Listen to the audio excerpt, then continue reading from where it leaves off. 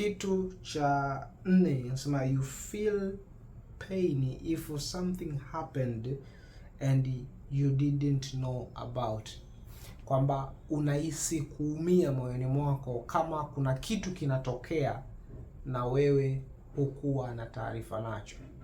Kwa mfano, unapigiwa simu kwamba kuna msiba nyumbani, unapigiwa simu kuna sherehe ama kuna tukio lolote, lakini moyoni mwako unaanza kuumia kwamba kwa nini nisingejua hiki kitu kabla ya kuambiwa, kwa sababu prophetic people washazoea kwamba kabla hujaniletea habari ya msiba tayari mimi nishaona atmosphere ya msiba au nishaanza kuhisi uchungu mwanzo kabla hata sijapokea taarifa.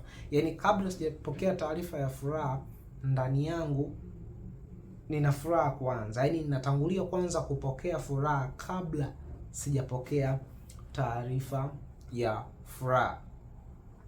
Kwa hiyo kama una feel pain kuhusiana na mambo yanayotokea kwenye maisha yako kwamba kwa nini sikujua hiki kitu, you are prophetic. Kitabu cha Amos 3 mstari wa 7, sitasoma. Amos 3 mstari wa 7 inasema kwamba Bwana Mungu hatafanya neno lolote au hatafanya jambo lolote pasipo kuwapasha habari manabii wake. So kama upo kwenye upande wa manabii, lazima moyo wako ama nafsi yako itakuwa inaona ni haki yako wewe kupokea taarifa za mambo kabla hayajatokea. Kwa hiyo unapotokea jambo linatokea na haukujua, unaanza kujilaumu ndani kwamba kwa nini, ama nimetenda dhambi, ama imekuwaje, kwa nini hiki kitu kimekuwa kipya kwangu. Kitu kingine ni kwamba you have prophetic dreams and vision. Una ndoto au maono ya kinabii katika maisha yako. Una experience ndoto ama maono ya kinabii, you are prophetic. Kwa mfano Yusufu kwenye Mwanzo 37 kuanzia mstari wa 5 pale anapoanza kuonyesha makali yake sasa kwenye upande wa ndoto. Sawa, ukisoma pia Yoheli anakuelekeza kwamba siku za mwisho itakuwaje, kwamba watu watakuwa prophetic. Sasa kwenye hii issue ya dreams and vision ambazo zinakuwa prophetic, ni kwamba ndoto zako nyingi unazoota zinakuja kutokea kweli. Yaani unaota msiba, baada ya siku chache unaambiwa msiba, na mara nyingi yani mtu uliyemuota ndo mtu huyo huyo. Unachokiota ndicho ambacho kinatokea. Ama wakati mwingine maono, unaweza ukawa unaomba, kuna vitu unaviona, vile vitu unavyoviona vinakuja kutokea katika ulimwengu wa kawaida.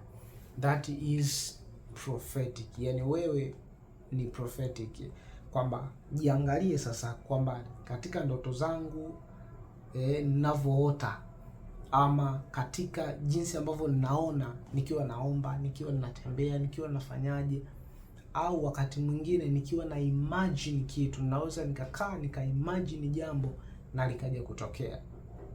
Sasa ni kiashiria kingine kwamba wewe ni prophetic.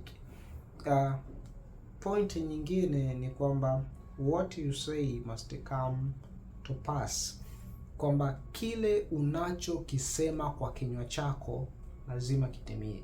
Sasa hapa ukishajijua wewe ni prophetic, unatakiwa uwe makini sana unavyoongea, either uko kwenye utani ama uko kawaida, kwa sababu kinywa cha nabii ni kinywa cha nabii, hata kama anatania au hata kama yuko serious. So if you are joking, kama unatania, as soon as possible, ukishatania cancel kile kitu ambacho umekiongea, kwa sababu kwenye upande wa kinabii ama mtu ambaye ni prophetic akisema kitu kinatokea, na kuna mazingira ya aina mbili ambayo yanasababisha mtu sasa akisema kitu kitokee. Kitu cha kwanza, kuna prophetic kuna prophecy, yani kwamba kile kitu ulichokiongea ni unabii, lazima kitakuja kutokea. kwenye prophetic unaweza ukasema kitu ambacho ni unabii kwamba okay, wewe kwa jinsi ulivyo utafeli mtihani. Ukishaongea hiyo ni prophecy kwamba Mungu pengine alikupa ni prophecy kwamba unamwambia mtu atafeli mtihani, au wewe utafanya kitu fulani, wewe utafanikiwa, wewe utafanya hivi hivyo, sawa? Na mambo yanatokea kwa sababu gani? Kwa sababu ni prophecy. Ukiangalia kitabu cha Mathayo, Yesu mwenyewe maisha yake utasikia kwamba kama ilivyonenwa na nabii fulani inatimia, kama ilivyonenwa na nabii fulani inatimia, kwa sababu hivyo vitu vilikuwa ni nabii ama ni utabiri ambao Mungu aliufanya kupitia watu. Kitu cha pili kinachofanya maneno yako yatimie ni prophetic creation. Mungu ameweka uwezo mkubwa sana wa kuumba mambo kwa kinywa. Ni kwamba kila mtu ana uwezo wa kuumba, lakini nikizungumzia prophetic kuna namna wako special kwenye upande wa kuumba mambo.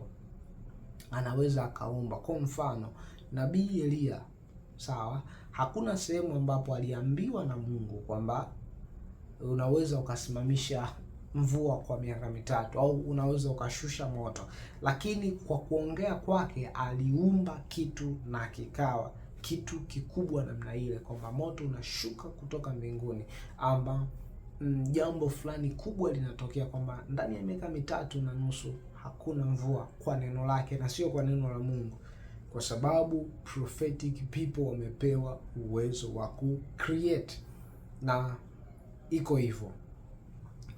Kitu kingine anasema you hate or you cannot tolerate sin. Unachukia pia hauwezi kuvumilia dhambi. Sasa hapa kwenye kuchukia na kuto kuvumilia dhambi iko hivi. Kuna mtu anaweza akakwambia basi ina maana prophetic wao hawa dhambi hazipo kabisa kwenye maisha yao. Zinaweza zikawepo, sawa? Kuna kukosea, kuna kukoseshwa, kuna kuchafuka, kuna kuchafuliwa katika safari ya maisha. Kuna ups and downs, kila mtu ana experience. Lakini prophetic, kwa upande wa prophetic ni kwamba kuna ile hali ya kutoka ndani ya kuchukia dhambi, kwanza kwa yeye mwenyewe, pili kwa mtu mwingine.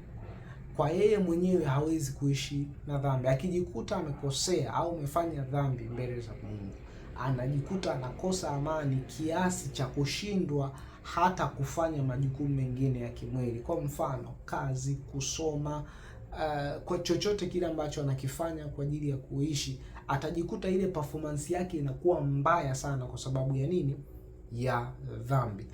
Kama ni kwa mtu mwingine, ndio maana utakuta watu wanaogopa sana kukaa na prophets, kwa sababu akiwa ametenda dhambi, prophet anaifunua ile dhambi, kwa sababu ni nature ambayo Mungu ameiweka ndani yao, kwamba dhambi, yani waichukie dhambi, na kama wataichukia dhambi watapambana nayo kwa namna yoyote, whether wanataka ama hawataki, watapambana na dhambi. Kwa hiyo if unaichukia dhambi, na sio kwamba unachukia kwamba yani wewe umependa hiyo ionekane hivyo kwamba wewe unachukia, ni automatically kwamba ukikana mwenye dhambi au mtu aliyetoka kufanya dhambi, hata ukisalimiana naye tu, amani ndani yako inakosekana, unakosa amani, unaanza kujifikiria what is this, Mungu nielekeze, kuna jambo gani hapa? Ndio unafunuliwa sasa kwamba okay, huyu mtu uliyokutana naye kuna 1 2 3 4. Kwa hiyo prophetic wana hate sin, na hii ipo kwa huduma zingine zote, lakini kuna namna ambayo prophetic wako special. Kitu kingine inasema you love prayer,